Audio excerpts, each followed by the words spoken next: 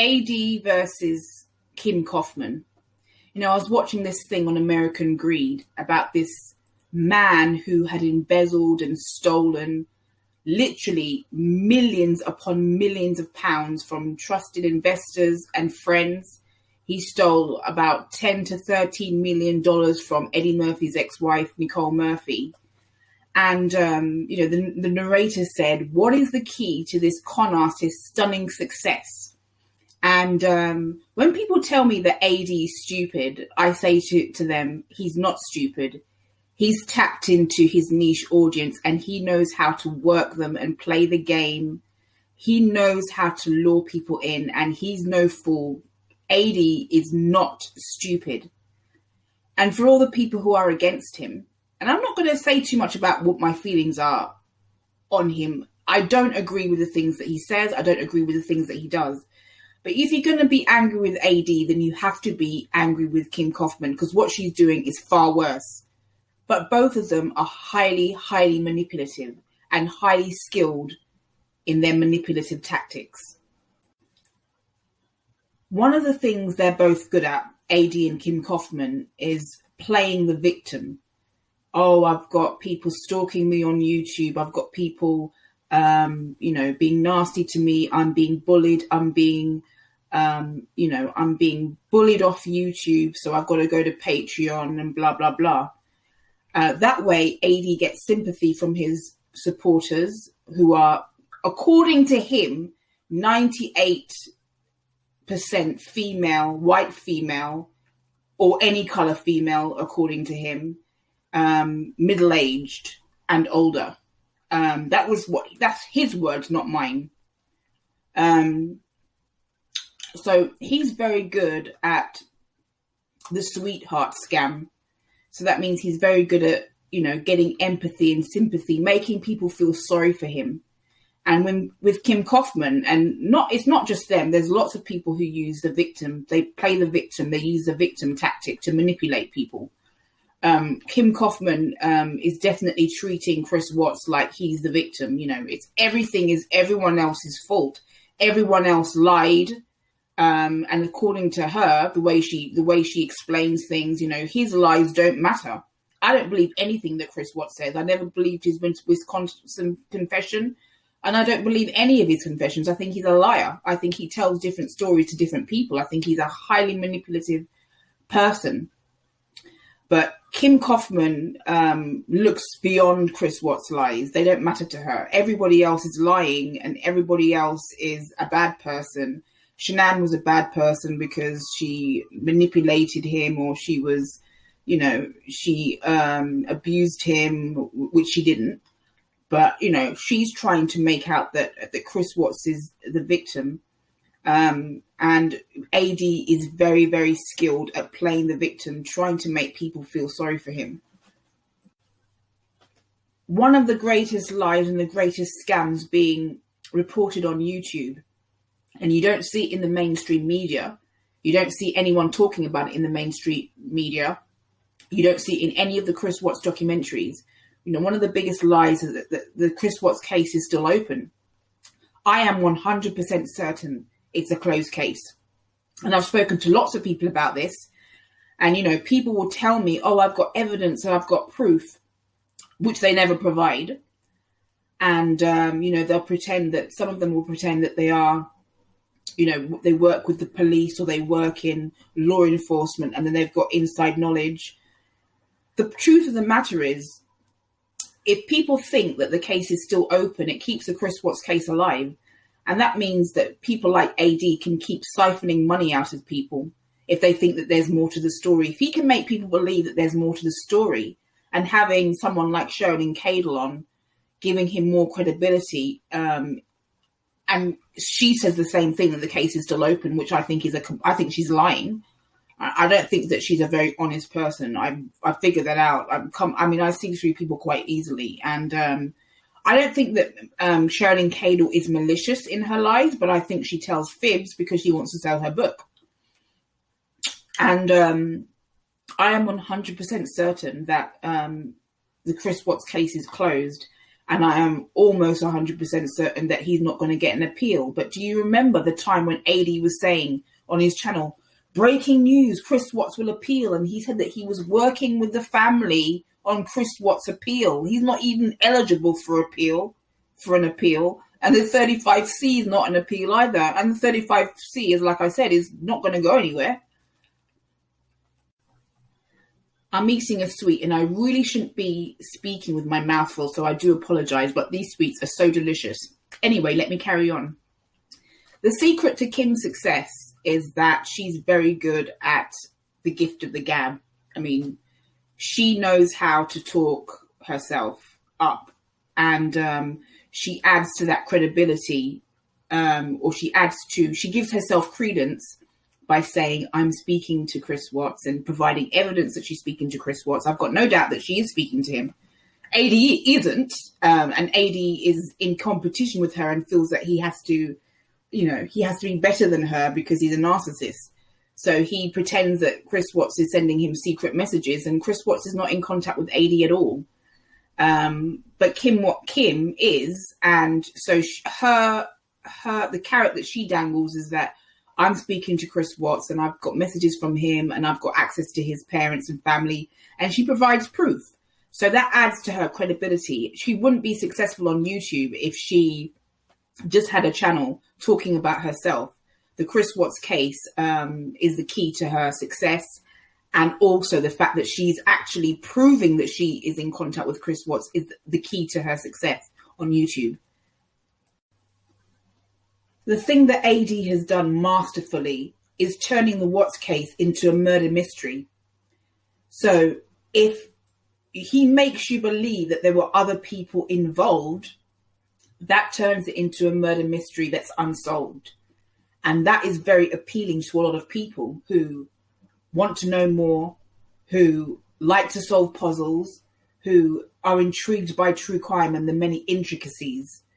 The fact of the matter is, no one else was involved, in my opinion, just my opinion. And the people who say that Chris Watts couldn't have done this by himself, I say BS.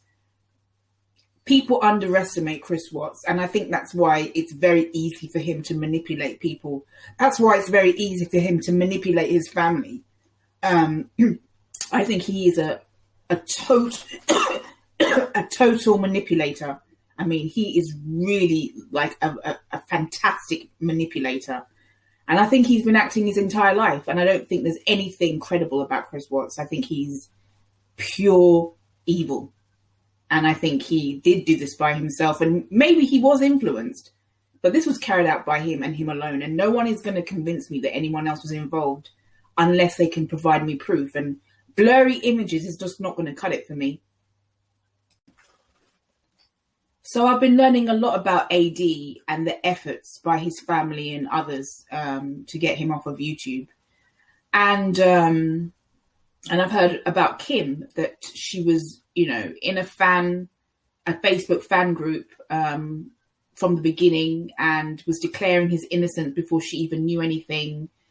And basically she was part of the Chris Watts fan club from very, very early on, and that she is married to a woman. I don't know if that's true or not. Don't really care. I mean, her personal life, I don't care if she's married to Barack Obama or Rosie O'Donnell, makes no difference to me. I don't care about her personal life. I don't even care what she looks like. People are making fodder over how she really looks and that she doesn't look like the person we've seen in photographs, and comparing old photographs to new photographs. The way she looks, the way she looks and her appearance, I have no interest. I'm interested in the fact that she's blaming an innocent victim, and I don't care about her personal life. I don't care about her religious beliefs. I don't care what she looks like. Not what I judge a person on. I judge a person on their conduct. And so Kim has been around apparently for a very, very long time. And I think what she's doing is far worse than AD, but I see how they're both able to con and manipulate people. And, they will continue doing it as long as they can get, as long as they can get something out of it, whether it's monetary gain or narcissistic supply, which is another type of gain. You know, narcissists need air to breathe. They need attention. They need validation. And they're getting it on YouTube. And, you know, people say that, you know, AD's time is coming. It's coming to an end. That may be true. It may not be true. But he's been successful at not only continuing his deception, but also the fact that he's remained so long. I mean, he's had so many, you know, policy violations, and he's still standing. So there is definitely a secret to both of their success. And I think AD's a very good con man. I think he's very good at what he does. And I think that Kim Kaufman has it a bit easier because she's actually in contact with him. So I think the journey is actually easier for her so far. But the likelihood that it will continue forever is very unlikely. But for now, as I speak, I don't know about tomorrow, the next day or next year. For now, as I speak, they've done very well with their scams.